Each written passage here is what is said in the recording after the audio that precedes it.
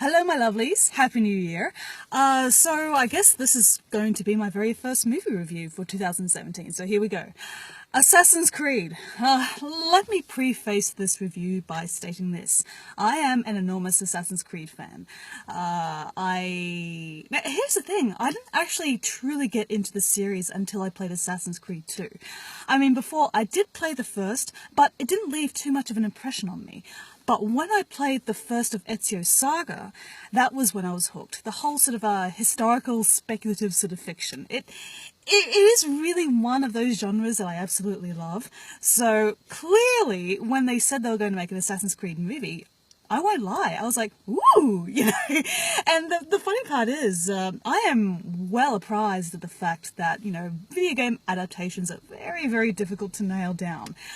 Even the more successful ones, such as Mortal Kombat and Silent Hill, they still have their detractors. And I'm not going to waste any time, like, speaking as to why they're wrong or they're right, because that's completely irrelevant here.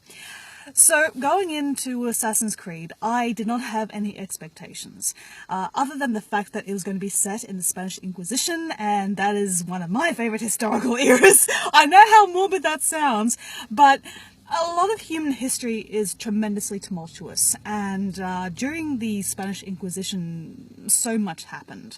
Alright, so that was ripe territory for an Assassin's Creed story. And also, when you count in Michael Fassbender, Marion Cotillard, I hope that's how you pronounce her name, and Jeremy Irons, I have to say, I was sold on the talent when they announced it. Now, obviously, I wasn't, as I said before, I was not expecting a single thing when I went in to see this film. And I think that is what kind of saved the movie for me. Let me explain.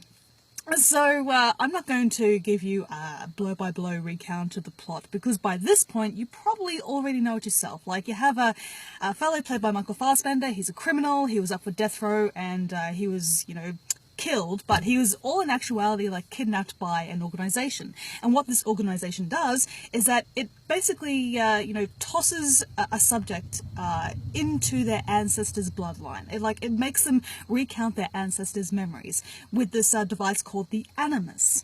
So let's speak about Assassin's Creed. Well, it was directed by the fellow who also did Macbeth last year, which I absolutely loved, and that also had Fassbender and Miss Cotillard. So I was, when I sort of, took into account, like, all these good things, I didn't allow that to sort of influence how I truly was going to see this film. I was willing to give this film a chance just by its own virtues.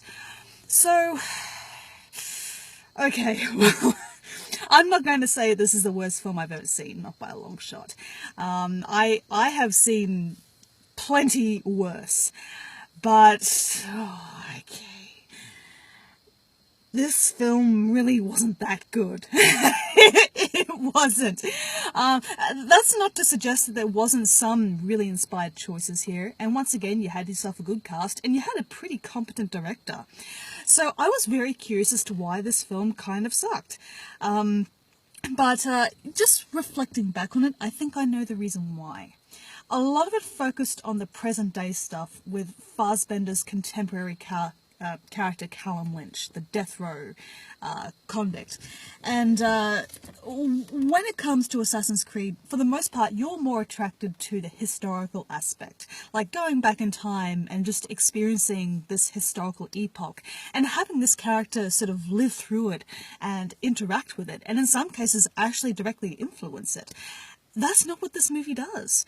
And curiously enough, once again, it focuses on the modern day stuff. I understand that you need to sort of set up the pretense as to why these events are going into motion. That's not my problem. But you see, the film only really focuses on the Spanish Inquisition parts for about 3 or so main scenes, 3 or 4. And I don't know why. I wanted to see the Spanish Inquisition stuff. I wanted to see Fassbender's ancestor, like, experience this really rough time in history. But we only got about, say, maybe 40 or so minutes of that. For the most part, it takes place in the modern setting. Why?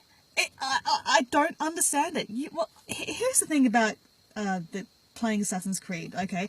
Like, occasionally the contemporary character will be drawn out of the animus, like, for a few, like, intervals, you know, just in terms of, oh, that's really bright.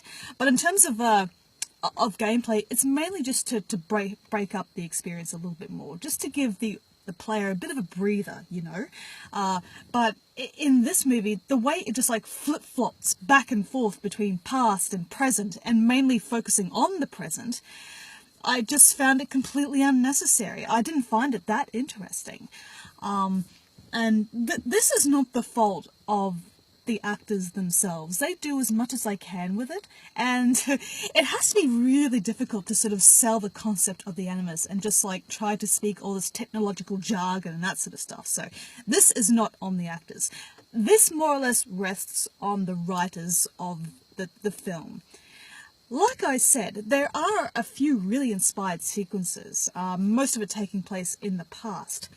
And a part of me does applaud how they managed to sort of portray the animus in terms of this film, because in the games the animus was just like a reclining chair with some, you know, wires and stuff hooked up, and like, you know, you stick a needle into you and that sort of stuff. Like, it was an interesting design, but there is some sort of impracticality to it as well, because the film on multiple occasions shows Callum Lynch being sort of like taken up in this animus, and he's physically doing the actions that his ancestor is doing, like, you know, fighting, training, running. Well, how is Callum supposed to run when he's basically in one place? Like, isn't that the equivalent of being on a treadmill? He's not going too far.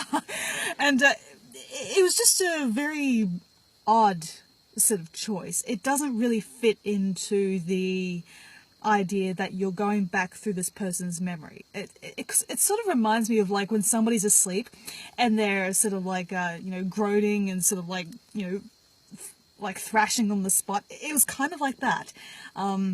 So I don't know.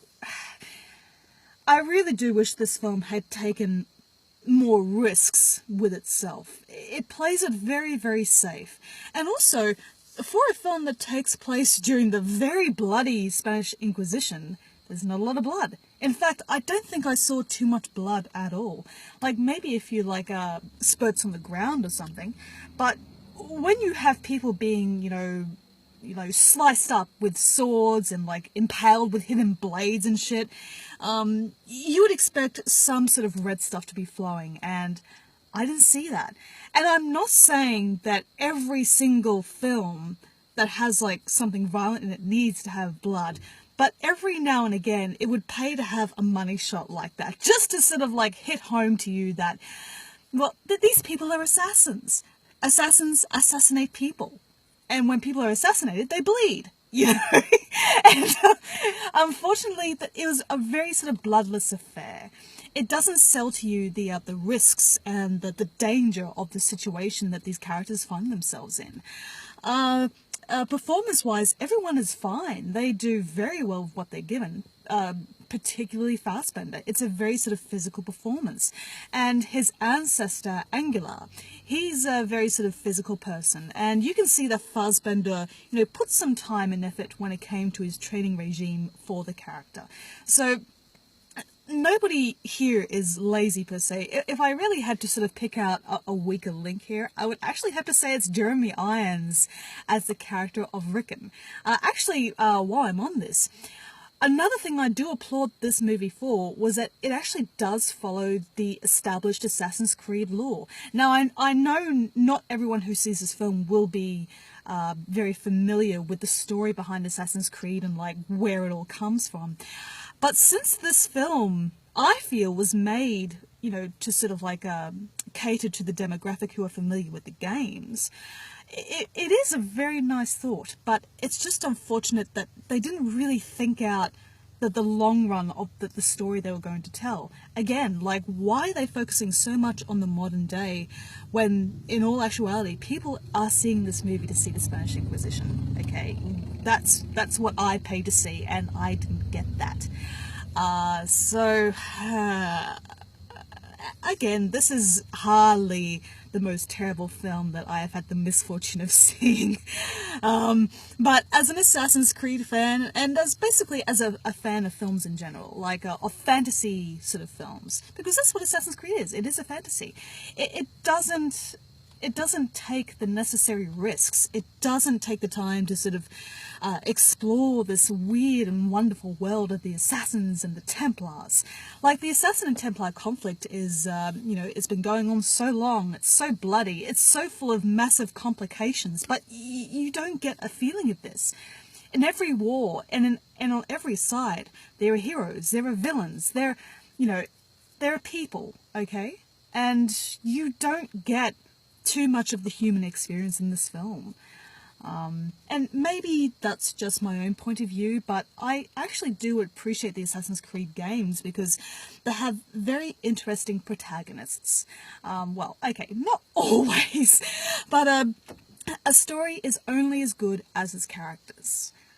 And that's where Assassin's Creed fails. Its story just is not up to par. They had something here.